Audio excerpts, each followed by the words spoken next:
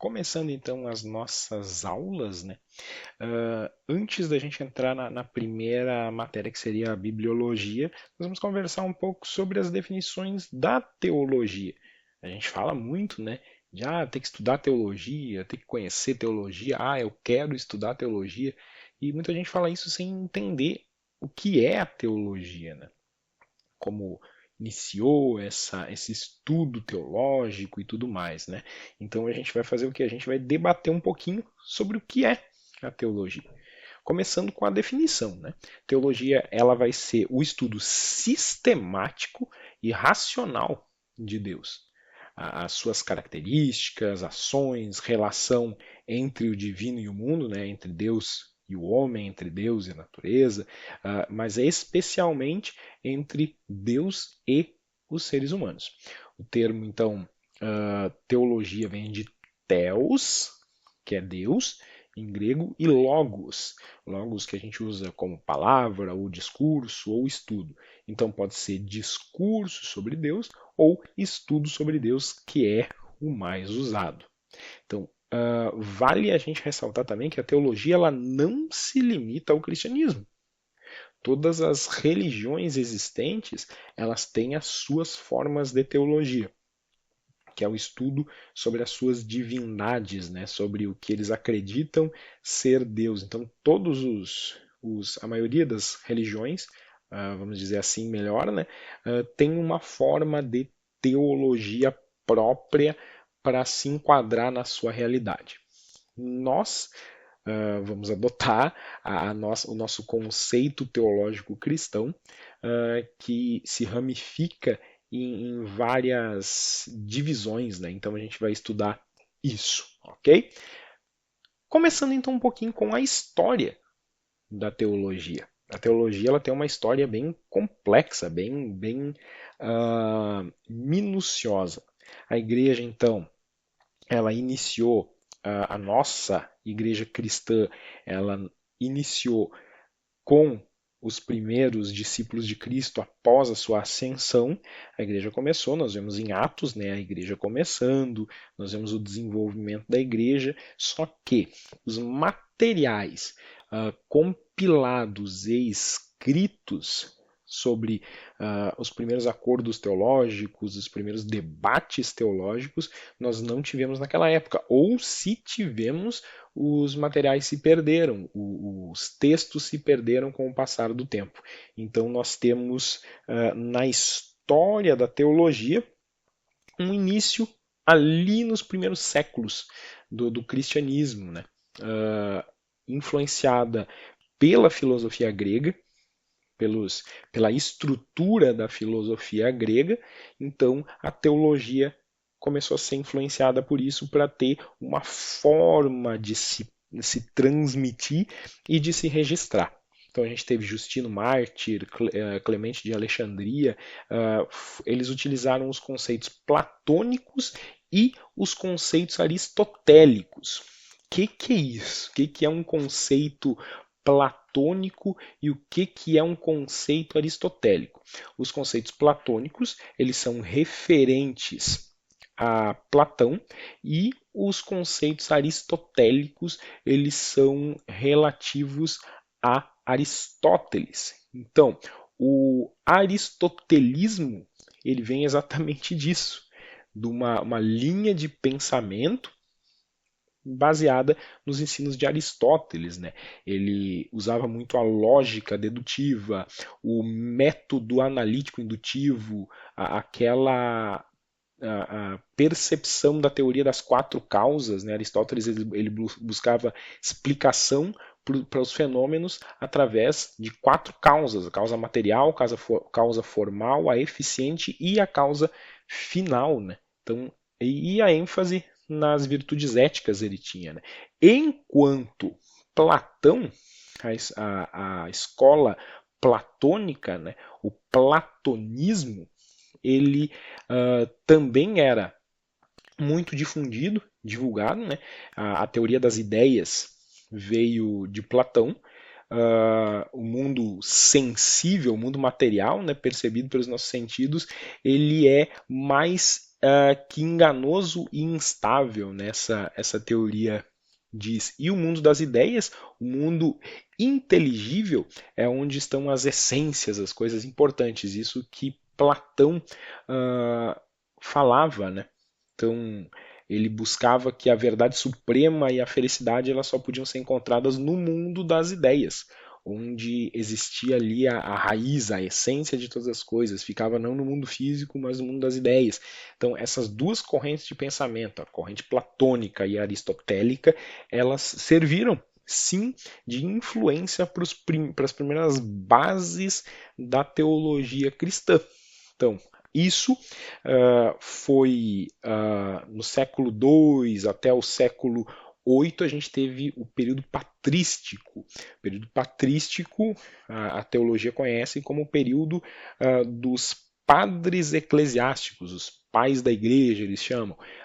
Só que nós, enquanto protestantes, nós sabemos que esses pais da igreja, na verdade, foram padres da Igreja Católica, né, que desenvolveram conteúdos teológicos. Os verdadeiros pais da Igreja foram os apóstolos, e o pai supremo da Igreja foi Cristo que fundou a Igreja. Né?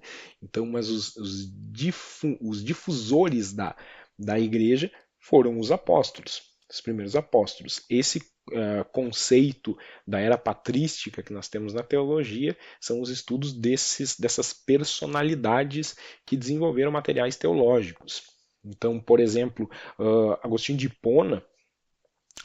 Hipona, ele defendeu muito essas doutrinas do pecado original, defendeu ali a graça, né, a doutrina da graça, um estudo sobre a teologia da Trindade. Então, esses moveres que tiveram nessa era patrística, eles são estudados, sim.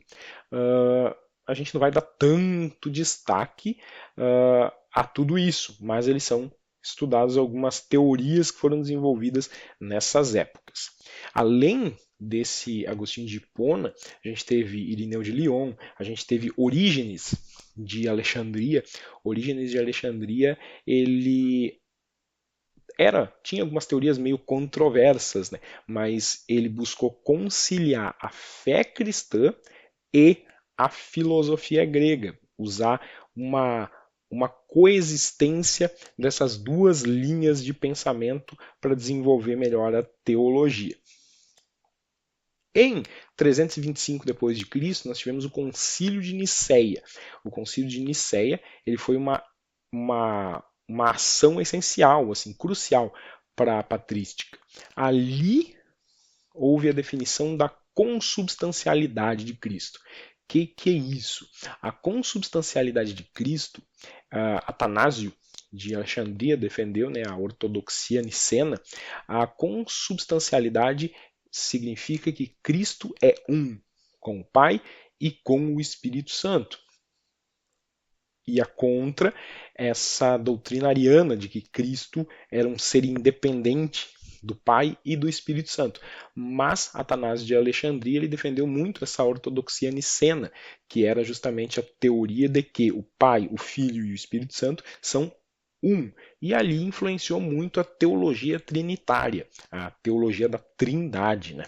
Então, nesse mesmo período, tiveram os pais capadócios, né? Gregório de Nissa, Basílio de Cesareia, Gregório de Nazianzo, eles foram importantes para a formulação da doutrina da Trindade e na defesa da divindade do Espírito Santo também, porque até então muitos pensavam que Deus era Deus, Cristo no arianismo era um ser separado,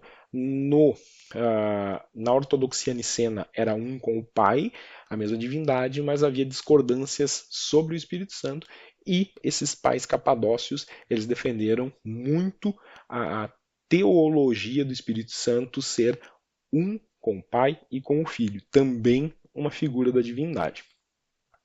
Avançando mais um pouco, né, esse período patrístico ele teve uma influência direta na teologia monástica, que é a teologia dos monges, a teologia daqueles padres separados para viver uma vida exclusiva para sua fé, retirados, apartados do mundo, né? Então a gente viu João Cassiano, Bento de Núrcia, eles moldaram muito dos conceitos que a vida monástica teve no começo. A gente teve a Idade Média. Durante esse período, a teologia cristã ela foi inserida em algumas universidades europeias e ali a gente teve o início da escolástica. A escolástica era uma linha que integrava a fé e a razão. Nós tivemos ali Tomás de Aquino, tem um livro que é a Suma Teológica, é muito importante esse material para aquele período. Hoje a gente ainda tem acesso a esse material. Então foi uma figura destacado. A gente teve Anselmo de Cantuária, que ele teve o argumento ontológico. O que é o argumento ontológico? O argumento ontológico ele é uma linha de pensamento definida por Anselmo de Cantuária e ele falava o quê? Ele dizia que Deus ele é um ser supremo, divino, e ele em si mesmo, pela sua particularidade, pelas suas características, essas características de Deus já são suficientes para provar a sua existência. Então, ele dizia que, por exemplo, se a ideia de um Deus perfeito ela está presente mesmo nas mentes de pessoas que não acreditam em Deus, então Deus também deve existir realmente só por isso. Porque se uma pessoa que não acredita em Deus tem no seu interior da sua mente ali dizendo que ele é contra a existência, a crença na existência de um ser supremo, glorioso e cheio de características, opa, se ele não acredita em alguém que ele descreve tanto, esse Deus deve existir. Então ele dizia que Deus por si mesmo se explica, né? Então esse raciocínio de Anselmo, ele era um raciocínio a priori. Ele era um raciocínio que não dependia de uma experiência empírica. Ele era Deus justificaria sua própria existência. A definição de Deus como um ser perfeito deduz a própria existência de Deus justamente por essa concepção de um Deus perfeito. Então esse é o argumento ontológico. E Pedro Abelardo ele teve o método dialético. A escolástica ela também impactou filosofia, impactou ciência, impactou direito. Então, muitas das universidades medievais foram impactadas pela escolástica em diversas ramificações do seu ensino. Então, evoluiu a escolástica e também gerou outras correntes de pensamento, também gerou críticas contra ela, gerou novas perspectivas teológicas, novas linhas filosóficas. Então, durante o Renascimento, né, e durante a Reforma, foi muito vista essa expansão de alguns conceitos da escolástica. Então, basicamente, a escolástica ela deixou um legado no pensamento ocidental e influenciou muito essa linha, né, de relação entre a fé e a razão até a nossa atualidade. A Reforma Protestante, então, no século XVI, ela foi liderada por Lutero, né? Teve uma figura importante em Lutero na Alemanha, João Calvino na França. Então, ela trouxe mudanças para a teologia e para a sociedade em si na Europa. Lutero ele enfatizava muito a justificação pela fé. Calvino desenvolveu uma teologia sistemática, depois a gente vai ver o que é teologia sistemática, centrada então na soberania de Deus e na predestinação. A reforma, então, ela gerou uma diversidade de tradições teológicas, uma diversidade de linhas teológicas.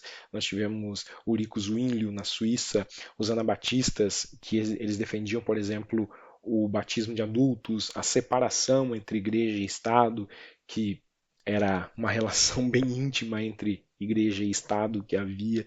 Então, a tradução da Bíblia para as línguas vernáculas. O que é uma língua vernácula? Uma língua vernácula é uma língua popular, uma língua em que a sociedade fala, né? Uma língua vernácula.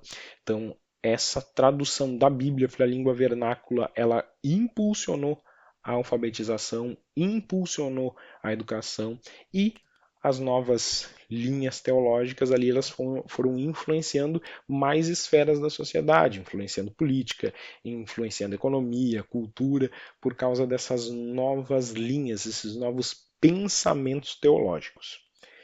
Concílio de Trento, aí começou a Contra-Reforma. A Igreja Católica foi impactada sim pela Reforma Protestante e o Concílio de Trento marcou o start aí da Contra-Reforma para reafirmar as doutrinas católicas e implementar algumas reformas no catolicismo da época. Ali surgiram novas ordens religiosas, né? Por exemplo, os jesuítas. Os jesuítas trabalhavam muito com missões, nós vemos pela nossa história, né, a ação dos jesuítas, inclusive aqui no Brasil. Então ali se expandiu.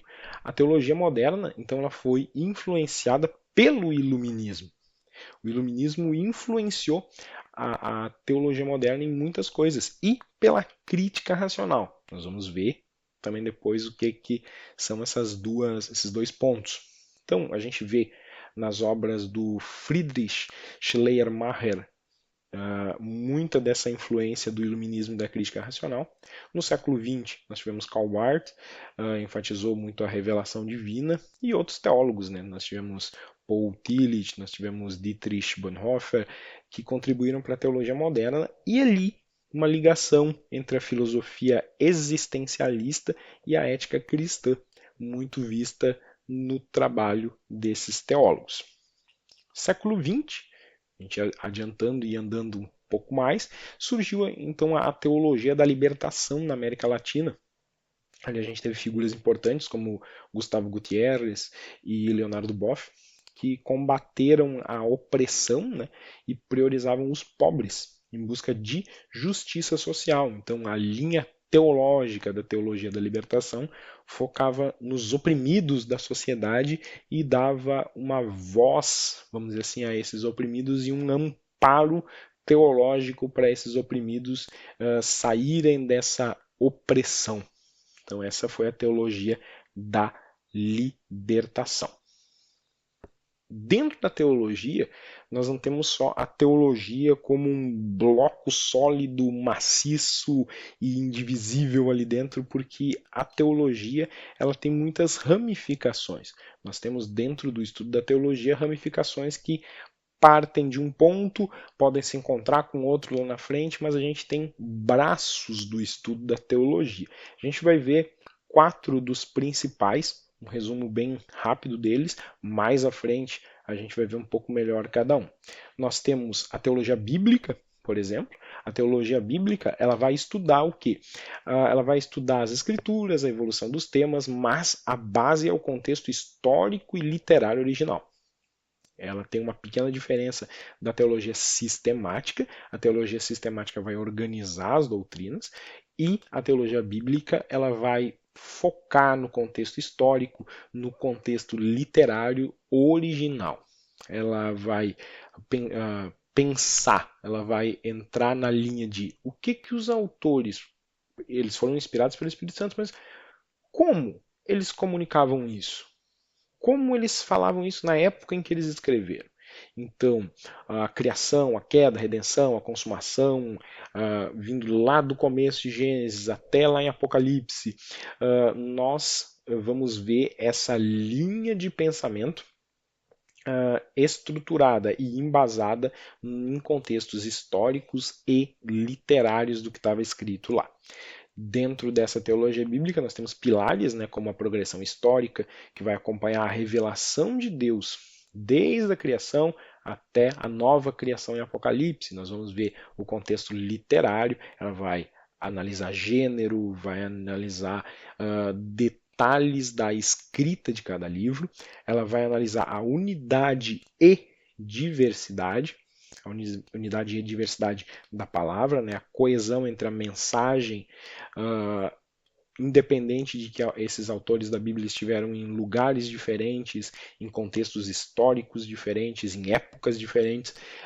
Então, essa unidade da Bíblia, mesmo em vista da diversidade de seus autores. E a cristocentricidade. A Bíblia sendo como cristocêntrica, desde Gênesis até Apocalipse, a figura de Cristo se encontra ali porque o plano original de Cristo para a salvação, o plano original de Deus para a salvação é Cristo, então ela vai estudar isso. Nós temos a teologia sistemática. Teologia sistemática, então ela organiza os ensinamentos da fé cristã, ela cria um sistema de organização de forma coerente. Então, ela vai, por exemplo, estudar a doutrina de Deus, a cristologia, a soteriologia, a pneumatologia, a eclesiologia. Então, basicamente a teologia sistemática ela quer responder o que os cristãos creem e por quê. Então, ela vai criar um sistema para isso. Ela vai criar uma linha de pensamento organizada. Ela vai organizar essas linhas de pensamento através de um sistema de organização. Ela vai criar um sistema para que nós possamos entender o que a gente crê, por que a gente crê. Então ela tem bases, ela tem a teologia própria, ela vai estudar o que? A natureza, atributos, a existência das obras de Deus e do próprio Deus, vai abordar a trindade, a soberania, aí ela vai, além do Pai, ela vai estudar o Filho. Então a gente tem a cristologia.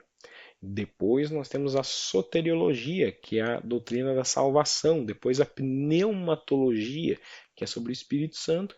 E a eclesiologia, que é a estrutura da igreja, dos sacramentos da igreja, a missão da igreja. A gente tem a teologia histórica. A teologia histórica ela vai examinar o desenvolvimento das doutrinas práticas e teológicas na história da igreja. A evolução das crenças, a influência dos concílios, ela vai estudar a história. Então, esse desenvolvimento das doutrinas práticas e teológicas dentro da igreja, ela vai estudar. A teologia histórica, ela vai dividir em alguns momentos o estudo. Por exemplo, ela vai estudar o período patrístico, que é os primeiros séculos, ela vai estudar a Idade Média, o que aconteceu nessa Idade Média, ela vai estudar a Era da Reforma, que também foi um movimento que impactou as correntes teológicas, e ela vai estudar a modernidade e a pós-modernidade. Então, a teologia histórica ela tem esse viés. A gente tem agora a teologia prática. A teologia prática ela vai focar na aplicação das doutrinas teológicas na nossa vida cotidiana. Como eu vou usar isso na pregação, como eu vou usar isso na liderança, como eu vou usar isso para aconselhar alguém. Então, ela vai pegar a teologia e vai fazer com que essa teologia saia do papel, vamos dizer assim, e entre em ação. Essa é a teologia prática, ela não é uma teologia teórica. Ela não vai estudar a história disso, a história daquilo, ela não vai estudar o que aquela pessoa quis dizer, ela não vai estudar por que o autor falou dessa maneira e não falou daquele, por que usou o verbo tal e não usou o verbo daquela maneira, por que o grego dessa palavra está escrito assim e não está escrito assim, por que o contexto hebraico é esse e não aquele. Então ela não vai estudar isso, ela vai se focar na prática. Como a teologia, as doutrinas teológicas, elas podem ser usadas na prática. Então ela vai usar na vida pessoal, na vida ministerial, na vida social, o como eu vou usar a teologia. Então, na vida pessoal, como é que eu posso orientar uma pessoa com base teológica? No ministério, como é que eu posso exercer o meu chamado dentro de uma comunidade com base teológica? Na minha vida social, como eu vou usar a teologia nisso, né? Então a teologia ela não somente fica nessas quatro áreas mencionadas, ela tem uma série de braços que eu vou ter dentro da teologia, ela vai ter a teologia da cruz, a teologia pastoral, a teologia antropológica, a teologia da revelação, a teologia da glória, da adoração, política, a teologia da graça, do reino. Então ela vai ter vários braços que a teologia vai se ramificar para ter um alcance maior. Cada uma dessas subdivisões da teologia vão ter as suas regras, as suas ordenanças, as suas áreas de estudo, seus métodos de estudo, cada uma delas vai ter. A teologia, então, ela é essencial para nós compreendermos muitas coisas que nós vivemos como igreja e que nós queremos viver como igreja. Então, o estudo da teologia ele é muito importante para a gente não cair em armadilhas, para a gente não cair em enganos. A teologia ela é essencial para nós compreendermos a palavra. Nós fazemos teologia muitas vezes ao natural. Quando nós lemos a Bíblia e nós prestamos atenção no versículo e nós queremos saber o porquê aquele versículo é assim, por que o autor escreveu isso, nós estamos fazendo teologia. Quando nós lemos um versículo e nós estudamos ou vamos estudar o como nós vamos usar aquele versículo, nós estamos de certa forma fazendo teologia. Então a teologia ela é algo muito importante. Por mais que hoje nós temos muitos líderes religiosos que insistem em que a teologia vai afastar a pessoa de Deus, a pessoa, quando estuda teologia, vai se desviar de uma igreja, a pessoa, quando estuda teologia, ela vai se afastar de um discipulado cristão, vai desafiar as autoridades da igreja, mas é justamente o contrário. Quando nós estudamos teologia, nós nos firmamos na comunidade. E, creio eu, ser o medo de muito dessas lideranças religiosas, por isso que eles se opõem ao estudo da teologia, o estudo eficaz da teologia vai nos mostrar heresias, vai nos mostrar coisas que não estão de acordo com a palavra, vai nos mostrar comportamentos antibíblicos. Então, muitos desses líderes religiosos têm medo de que a pessoa estude a teologia justamente por isso, para não ver atitudes antibíblicas dentro da sua comunidade. Então, a teologia ela vai nos auxiliar, vai nos dar ferramentas também para entendermos o que é conforme a Bíblia e o que não é conforme a Bíblia. Esse então foi um apanhado geral sobre a teologia. Nas próximas aulas a gente vai começar a estudar a bibliologia, então que é o nosso primeiro passo. Eu espero que vocês tenham gostado dessa introdução e nas próximas aulas nós vamos começar com o estudo propriamente dito da nossa primeira matéria, que é a bibliologia. Que Deus abençoe vocês. Até a próxima.